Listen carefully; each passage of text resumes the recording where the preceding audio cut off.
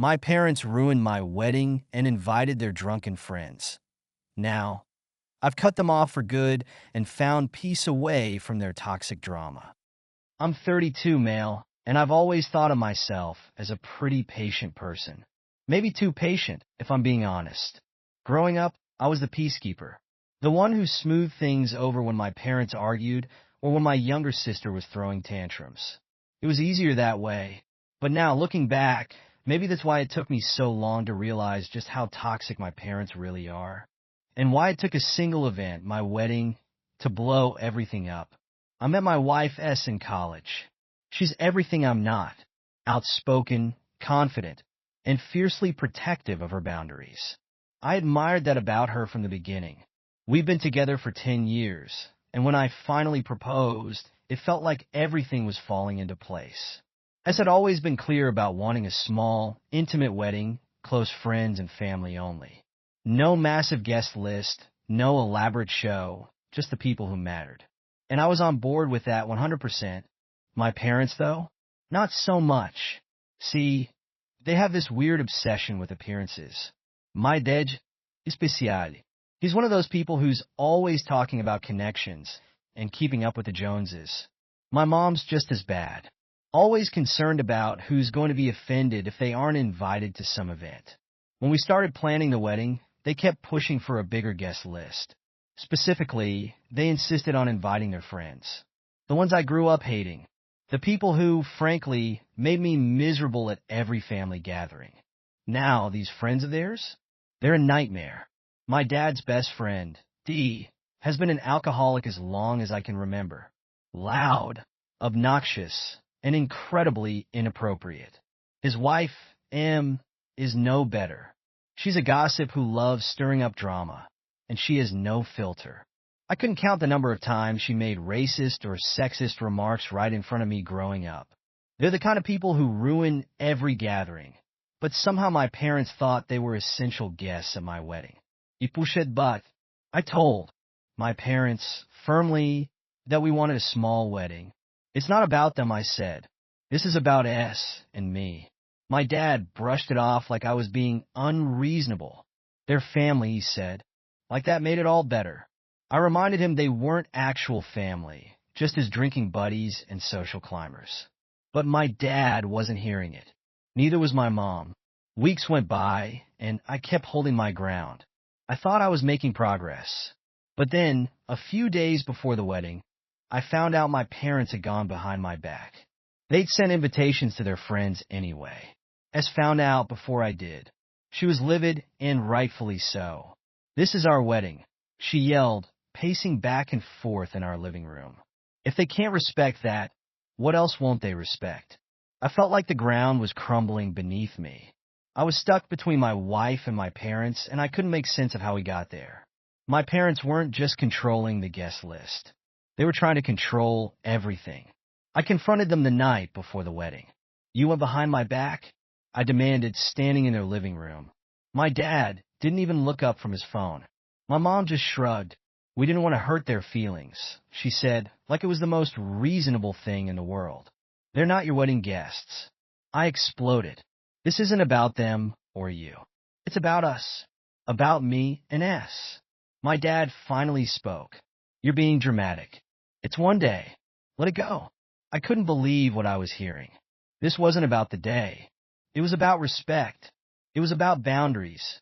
But it was clear they weren't going to see it that way. I walked out, angry and frustrated, and when I told S, she wasn't surprised. Disappointed, sure, but not surprised. The day of the wedding, I tried to focus on the good. We'd still have our small ceremony, our vows, our closest friends there to support us. I told myself it would be fine. Maybe my parents' friends would behave. Maybe I was worrying over nothing. I wasn't. The ceremony itself was perfect. For that 1 hour, it was like the world disappeared, and it was just S and me promising forever. But the reception? That's when it all went to hell. D and M showed up late, and they were already drunk. Not tipsy. Drunk. Slurring their words, stumbling around. D grabbed the mic during the toast and started rambling about some story from my childhood that had nothing to do with the moment. My dad laughed like it was the funniest thing in the world, while S shot me a look that said everything I was feeling. Betrayal, humiliation, rage. But the real chaos started when M got into it with one of S's friends. I didn't hear the whole thing, but from what I gathered later, M made some snide comment about how S landed a good one, implying that S had only married me for stability. S's friend, who's not the type to let that slide, fired back, and before I knew it, they were yelling at each other in the middle of the reception. I couldn't believe what was happening. It was like watching a car crash in slow motion. Guests were staring, whispering, and S was trying to hold it together, but I could see the tears welling up in her eyes. This was supposed to be our day, and it was being ruined by people who shouldn't have been there in the first place. I grabbed my parents and pulled them aside. "This is a disaster," I hissed. "Get them out of here. Now." My dad looked at me like I was crazy. "There are guests," he said, as if that justified the chaos unfolding around us. "You're overreacting." "I'm not overreacting. They're ruining our wedding." I was shaking with anger at this point. "If you don't get them out, I will." He gave me this condescending look, the one he always used when I was a kid, and tried to stand up for myself. "Don't make a scene, son." And that's when I snapped. "I'm not making a scene," I said, my voice low but deadly serious. "You are. You've been making a scene this whole time, pushing your agenda, inviting people we didn't want, and now they've ruined the most important day of my life. So either you handle this, or I will." My mom chimed in then, trying to calm me down. "Honey, it's not that big of a deal. You're married now. Let's just enjoy the rest of the night." I stared at her in disbelief. "You don't get it, do you? You've never gotten it." I took a deep breath, trying to steady myself. "This isn't about just tonight. It's about everything you've done leading up to this.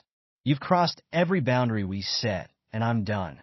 With that, I turned and walked away, leaving my parents standing there, speechless for once. I went straight to S, took her hand, and said, "We're leaving." She didn't argue. We left our own reception early, driving away in silence, the weight of everything settling over us. It was in the days after the wedding that I made my decision. I wasn't going to let my parents' toxic behavior infect my life any longer. I was done being the peacekeeper, done bending over backward to accommodate them. And that meant cutting them off. When I called my parents to tell them, they acted like I was overreacting, like I was throwing away our relationship over one bad night. But it wasn't just one night. It was a lifetime of manipulation, control, and disrespect. I told them I didn't want them in my life anymore, and that included any future grandchildren. My mom cried, of course, playing the victim like she always does. My dad, predictably, told me I was being ridiculous, that I'd regret this decision. But I stood my ground. "If you can't respect me and my wife," I said, "then you don't get to be a part of our lives." It's that simple. When I told my parents I was cutting them off, I thought that would be it. I thought they'd do what they always did, throw a fit, try to guilt trip me, and then let it go when they realized I wasn't budging. But I underestimated just how deep their entitlement ran. It started with the phone calls. My mom would call, leave these long, rambling voicemails about how I was tearing the family apart, how she couldn't believe I was doing this to them. She played the martyr card hard, like she always did, crying about how she didn't deserve to be treated this way, how she only wanted the best for me. My dad was more direct. His voicemails were shorter, angrier. "You're making a huge mistake," he'd say. "This isn't how family works, son. You're going to regret this." At first, I ignored it. I figured they'd wear themselves out eventually. But then they started showing up. The first time, I wasn't home. S called me, her voice tight with tension. "Your parents are here," she said. "They're outside, and they won't leave." I rushed home from work, my heart pounding in my chest. When I pulled into the driveway, there they were, standing on the front porch like they had every right to be there. My mom was crying, of course, and my dad looked pissed. "What the hell are you doing here?" I asked, stepping out of the car. I could feel the anger rising in my chest, but I tried to keep my voice steady. I didn't want to give them the satisfaction of seeing me lose it. My mom sniffled dramatically, wiping her eyes like she was the victim in all this. "We came to talk to you," she said. "We want to fix this." "There's nothing to fix," I shot back. "I told you we're done. You don't get to just show up here uninvited." My dad stepped forward then, towering over me like he used to when I was a kid. Back then, it used to work. He'd intimidate me into backing down. But I wasn't that kid anymore. "You think you can just cut us off like that?" he growled. "After everything we've done for you?" I laughed, but it came out bitter. "Everything you've done for me? You mean the constant manipulation? De control? The way you ruined my wedding?" I shook my head. "Imdonedad. We're done." But my dad wasn't backing down. "You're making a mistake," he said, his voice low and threatening. "You want to cut us off? Fine. But don't expect to see a dime from us. You'll be out of the will. No inheritance. Nothing." I stared at him, disbelief washing over me. Was that supposed to be a threat? Did he really think I cared about his money? "You think I care about your inheritance?"